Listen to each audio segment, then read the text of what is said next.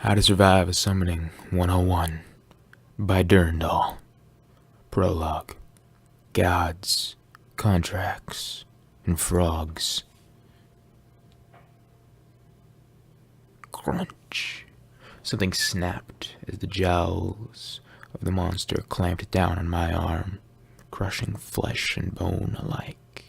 More than the excruciating pain, the smell was what got to me. I couldn't decide whether to howl in pain or proceed to promptly faint from the stench of the rotting teeth. A scream tore through my lungs. Shit, it hurts!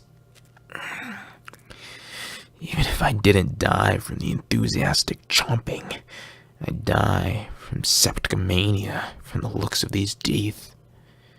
Oi, monster! Didn't your mommy teach you to brush? Even while I was dying, for the second time, mind you, my thoughts were clear. Needlessly so. I could even feel the blood trickling down my arm, slowly losing its warmth. The harder I flailed, the more blood I lost. Damn. I thought I could see the pearly gates already. Oh, look! Flying piglets, beckoning me to the great beyond. A shrill voice shook up my interior monologue. Leave me alone! It complained in my head, as letting out even a groan seemed to be too much trouble. What does a guy have to do to finish his last monologue? A pretty red-headed girl cackled in some unknown language while bobbing up and down a few inches from my face. Her body shivered as she looked at my battered body, up and down, a hungry glint in her eyes. The girl seems positively ecstatic with each time her lower mouth crunched down on my arm. No, not that lower mouth. Her pretty naked frame was attached to the head of a monster that crunched down on my arm like college kids at an all-you-can-eat buffet. Even the fucking demons in this fucking world are so fucking annoying. Too many fucks in that sentence? Wait till you hear my story, and you'll agree with my vocabulary. The girl part of the monster dropped down to lick the blood off my temple, which somehow had gotten torn up in all the thrashing, as her little red tongue flickered on my skin. She moaned in pleasure at the taste of it. Fuck this shit. With the last remnants of my strength, I stretched my fingers into a V and drove them into her eyes with a wet scratch. Then I proceeded to make whatever was inside that head into a nice bloody batter. You forgot to say please, I growled. This'll count as cool last words, right? The monster screamed and spat me out of its mouth while wailing in probably what was sailor-grade demonese cusses, greenish blood dripping from her busted eyes that soaked the lush grass beneath. Yeah, love you too, sweetheart.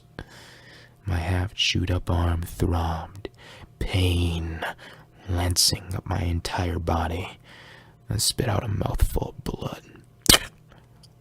My mouth curled up into a wiry smile at the coppery taste. Maybe this time I'll die for good. Then everything turned black. So, you ask exactly how I got to know this lovely lady. But before that, you want to know what the actual fuck is going on.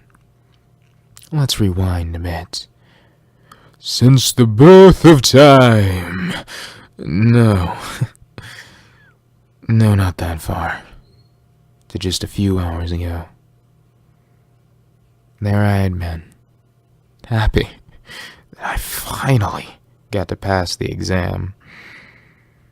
I had planned to withdraw some cash and to celebrate with my friends.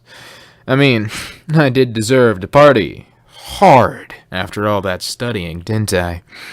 I had gone to the bank, and the eternally grumpy cashier was looking through my checkbook, and she simply froze.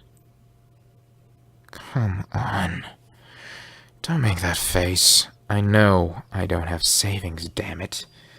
But like I'm 20. If you know what's good for you, put your hands up. And slowly get out of the counter. Otherwise we'll... Pew, pew, threatened a gruff voice behind me. I glanced back. A man wearing what seemed to be a Tengu mask waved a gun at the cashier's counter. Oh, a robbery. I calmly took my checkbook from the receptionist and tried to walk away. What are you doing, asshole?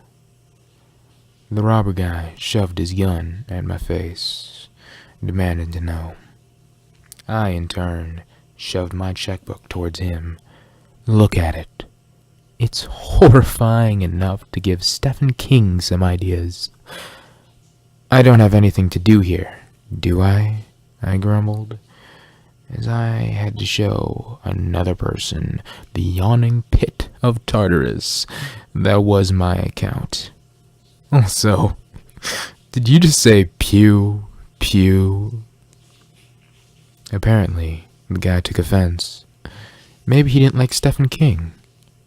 Maybe he wanted exclusive rights to say pew, pew.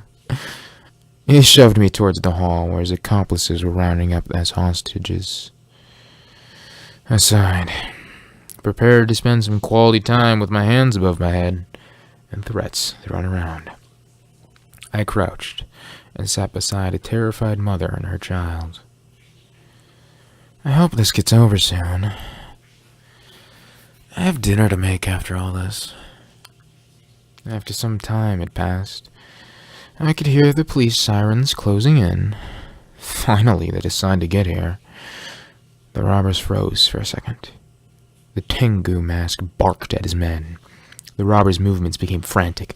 One of them hurried over to where I sat and grabbed the mother by her hair and dragged her towards the door, using a hostage to get away.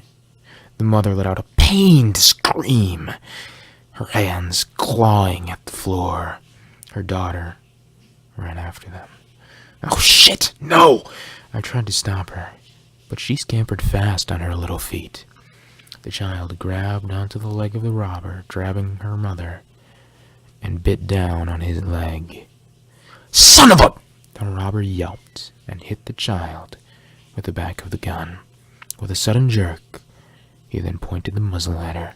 Please, stop! The mother screamed as tears streaked down her face. I'll do whatever you say. Please, let her go. Please, she pleaded. She's just a kid! Nope. Don't be a hero, I told myself. The robber snorted. His fingers tightened on the trigger. People started screaming, one by one. Shit! Time stretched. I hadn't even felt my muscles tense when I sprang up and clambered after the child. What am I even doing? I barely shoved her away with a savage thrust when I heard a loud bang. I barely shoved her away when the wide hall seemed to reverberate along with a split-second flare of pain I felt in my chest. You know how people talk about how they saw the hole in the chest when they got shot, or feel a paragraph worth of emotions when they do something instantaneous? Yeah, they lie. What happens with a gunshot is bang, sploot. You are dead. There it is. The wonderful tale of first-time hero Wrangle and how he died. The name is Wrangle, by the way. Written with the kanji of... Damn it. Too many years in Japan have affected my mannerisms. At any rate, I don't know why the robber tried to shoot the little girl. Maybe the robber was new and got fidgety. Maybe he was an underpaid intern. Who knows? But losing composure is unbecoming of a professional. If there was a Yelp for robbers, yeah, I'd give this guy the lowest rating. Also, fuck those guys. I hope the police drill you full of holes, assholes. And then